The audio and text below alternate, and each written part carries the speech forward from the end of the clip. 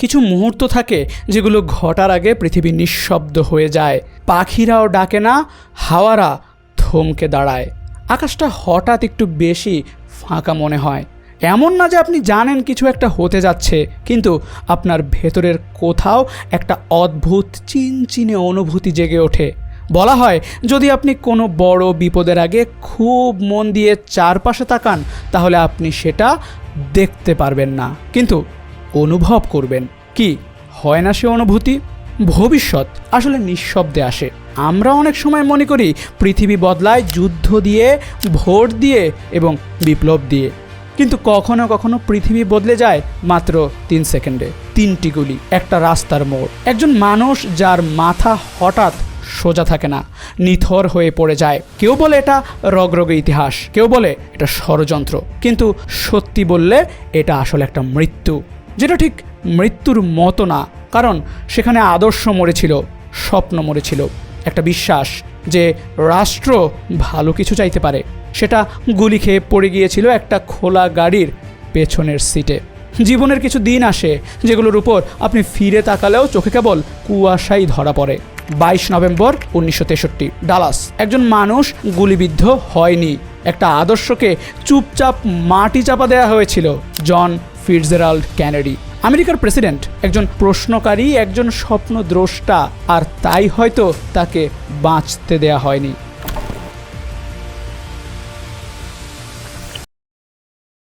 1953 সালের এক গ্রীষ্মকাল, ল্যাংলি শহরের অদূরে ভার্জিনিয়ার এক কাঠের কেবিনে বসে এক মানুষ চুপচাপ লিখে যাচ্ছিলেন।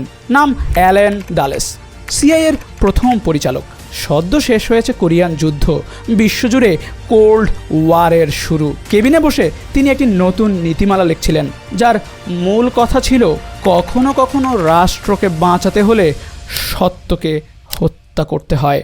সেই বছরই তিনি চিঠি লিখেছিলেন হোয়াইট হাউসে নতুন নির্বাচিত সিনেটর জন এফ কেনেডির উদ্দেশ্যে। তাতে ছিল রাষ্ট্রের প্রতি আনুগত্যের আহ্বান আর একটা লাইন যা প্রায় কেউ পড়ে না: power is delicate, those who question it rarely survive it. 10 বছর পর 22 নভেম্বর 1963, একটি গাড়ি ডালাচের রাস্তায় এগিয়ে চলছে ধীরে ধীরে। একজন মানুষ হাসছে, হাত নাড়ছে, আর কিছু মাইল দূরে বসে কেউ একজন নিশানা তৈরি করছে। আর এক যুগ আগের সেই কেবিনের শব্দগুলো তখন নিঃশব্দে বাস্তবে রূপ নিচ্ছে: those who question it rarely survive it. কেউ জানতো না ঠিক এই মুহূর্তে ইতিহাস বদলে যাচ্ছে। 3টি গুলি, 3টি মুহূর্ত, 3টি স্তব্ধতা আর একটি মৃত্যু। জন ফিটজেরাল্ড কেনেডি, আমেরিকার 35তম প্রেসিডেন্ট। তাকে গুলি করা হয়েছিল প্রকাশ্যে, রাস্তায়, দিনের আলোয়, হাজারো মানুষের সামনে। এমনকি টেলিভিশনের পর্দায় লাইভ হত্যার দায় চাপানো হয় একজন মানুষের উপর। লি হার্ভি অসওয়াল্ড, যিনি নাকি একাই পুরো পরিকল্পনা করেছিলেন, কিন্তু খটকা লাগে এখানেই। আটকের পর অসওয়াল্ডকে আদালতে নেওয়া হয়নি, নেই কোনো জবানবন্দি, নেই কোনো তদন্ত। কিন্তু কেন? প্রেসিডেন্ট কেনেডির হত্যার মাত্র 48 ঘন্টার মধ্যেই আরেকটি শকিং ঘটনা ঘটে। লাইভ টিভির ক্যামেরার সামনে আবার একজনকে গুলি করে হত্যা করা হয়। এটা কোনো গোপন জায়গায়, কোনো অজানা পরিস্থিতিতে নয়, বরং সবার চোখের সামনে, যেখানে মানুষ, ক্যামেরা এবং ইতিহাস এক জায়গায় মিলিত হয়। এই হত্যাকাণ্ডের খুনি ছিলেন জ্যাক রুবি, যিনি ছিলেন এক সাধারণ নাইট ক্লাব মালিক। তার ভাষ্যমতে সে চেয়েছিল প্রেসিডেন্ট কেনেডির পরিবারকে যাতে আর কোনো যন্ত্রণা সহ্য করতে না হয়, তাই সে এই কাজটি করেছে। কিন্তু এই বর্ণনা যতই সহজ সরল মনে হোক না কেন, এর পেছনে হাজারো প্রশ্ন লুকিয়ে আছে। জ্যাক রুবির এই কাজ কি সত্যি এক ব্যক্তির আবেগের ফল ছিল, নাকি এর পেছনে আরো গভীর কোনো ষড়যন্ত্র? কারণ 1922 সালে মার্কিন সরকার একটি আইন পাশ করে যা দাবি করে জন এফ কেনেডি হত্যাকাণ্ডের সমস্ত নথিপত্র জনসম্মুখে আনা হবে। তবু আজকের দিনেও হাজার হাজার নথি ক্লাসিফাইড রয়ে গেছে, অর্থাৎ জনসাধারণের জন্য গোপন। সরকারের দাবি এই গোপনীয়তা কারণ জাতীয় নিরাপত্তা, কিন্তু প্রশ্ন থেকেই যায়, যদি হত্যাকাণ্ড সত্যি একজন উন্মাদের একাকীর কাজ হয়ে থাকে, তাহলে এই গোপনীয়তা এতদিন কেন বজায় রাখা হচ্ছে?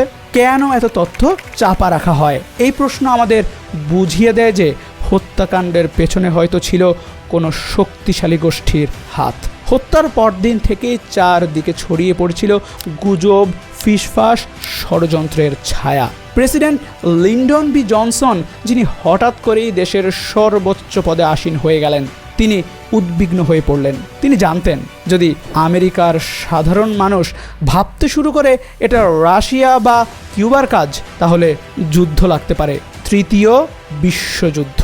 তাই পরিস্থিতির নিয়ন্ত্রণ নিতে 29 নভেম্বর 1963 একটি কমিশন গঠন করলেন তিনি। নাম দিলেন the president's commission on the assassination of president John F Kennedy.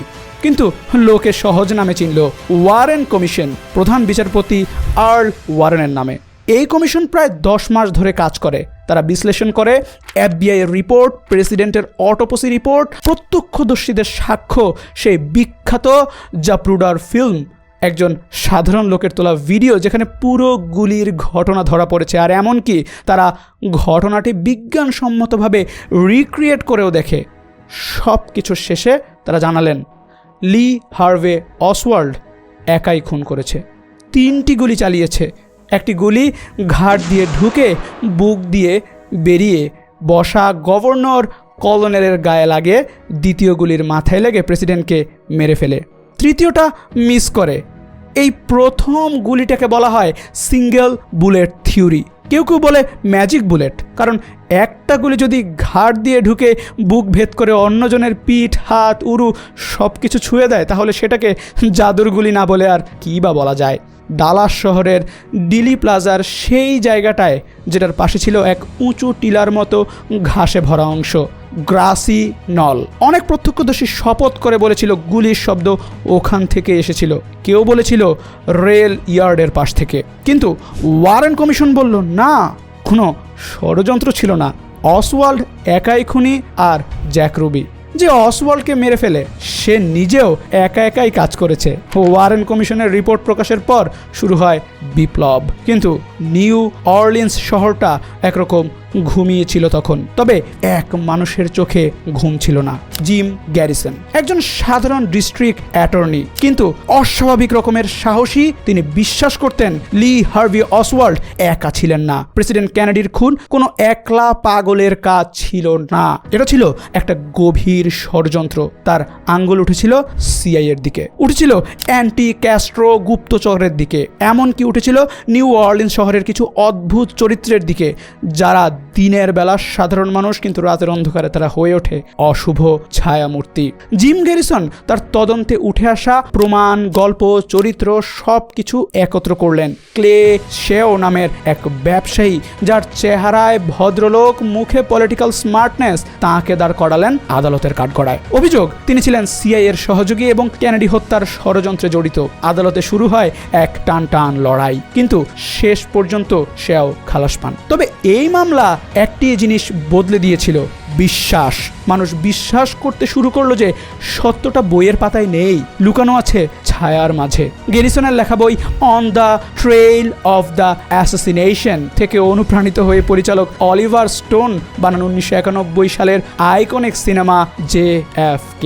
আরো গভীরে, আরো অন্ধকারে লুকিয়েছিল আরো এক গল্প। এক বৃদ্ধ, এক সময়ের CIA এর লোক, নাম হোয়ার্ড হান্ট, যার জীবন কেটেছে CIA এর বিশাল মিশনে 1949 থেকে 1970 পর্যন্ত। জীবনের শেষ প্রান্তে এসে ক্যামেরার সামনে বসে তার এক কথায় আমেরিকার ভিত্তি কেঁপে উঠল। Frequent basis from the Federal Bureau of Investigation was also receiving reports from other government agencies. তার মতে JFK এর হত্যার পিছনে ছিল স্বয়ং লিন্ডন বি জনসন। হ্যাঁ, সেই ভাইস প্রেসিডেন্ট যিনি কেনেডির মৃত্যুর পরেই প্রেসিডেন্ট হন। হান্ট বললেন জনসনই CIA কে নির্দেশ দিয়েছিল কেনেডিকে সরাতে। এই কথার কোনো কোর্ট রুম ছিল না, কোনো বিচার হয়নি, কিন্তু এই একটাই বাক্য যেন আমেরিকার ইতিহাসের বুক চিরে দিয়ে গেল। সত্যিই কি জনসনের ইচ্ছায় CIA কেনেডিকে সরিয়ে দিয়েছিল, নাকি এটা কোনো ক্ষোভে ভরা CIA কর্মকর্তার শেষ বিভ্রম? জবাব মেলেনি। জানা যায় প্রেসিডেন্ট কেনেডি তখন এমন নীতি গ্রহণ করতে যাচ্ছিলেন যা দেশ ও বিশ্বের ভারসাম্য বদলে দিতে পারত। তিনি চেয়েছিলেন সিআইএ এর ক্ষমতা সীমিত করতে, যেটা ছিল একটি গোপন অথচ অত্যন্ত শক্তিশালী সংস্থা। তিনি চেয়েছিলেন ফেডারেল রিজার্ভের নিয়ন্ত্রণ নিতে, অর্থাৎ দেশের আর্থিক নীতিতে পরিবর্তন আনতে। তাছাড়া তিনি ভিয়েতনাম যুদ্ধে যুক্তরাষ্ট্রের অংশগ্রহণ বন্ধ করতে চান, যা তখন একটি বিতর্কিত ও ব্যাপক বিরোধিতার বিষয় ছিল। এই সমস্ত উদ্যোগগুলোর কারণে তিনি শত্রু তৈরি করেছিলেন রাষ্ট্রের অভ্যন্তরে শক্তিশালী মহলের মধ্যে, এবং সেই কারণেই হয়তো ঘটে সেই ভয়ানক হত্যাকাণ্ড। পরবর্তীতে তার ছোট ভাই রবার্ট কেনেডিও রাজনৈতিক হত্যার শিকার হন নির্বাচনের সময়। এইসব ঘটনা আমেরিকার সামনে রেখে যায় একের পর এক প্রশ্ন, যা আজও সমাধান হয়নি। আরও বিস্ময়ের বিষয়, জন এফ কেনেডির মস্তিষ্ক আজও খুঁজে পাওয়া যায়নি। এই সবচেয়ে গুরুত্বপূর্ণ প্রমাণের অস্তিত্ব হারিয়ে গেছে, যেন কোনো অপস্মৃতির ছায়া সেই রহস্য ঢেকে দিয়েছে। আমরা আজও সেই প্রশ্নের উত্তর খুঁজছি, যা কেউ দিতে চায় না। সবশেষে আমরা ভাবতে বাধ্য হই, এই হত্যাকাণ্ডে কি ছিল এক পাগলের একক কাণ্ড, নাকি এক রাষ্ট্রীয় চক্রান্ত? সিআইএ এর প্রথম পরিচালকের কথাই কি তবে চিরন্তন সত্য? কখনো কখনো রাষ্ট্রকে বাঁচাতে হলে সত্যকে হত্যা করতে হয়।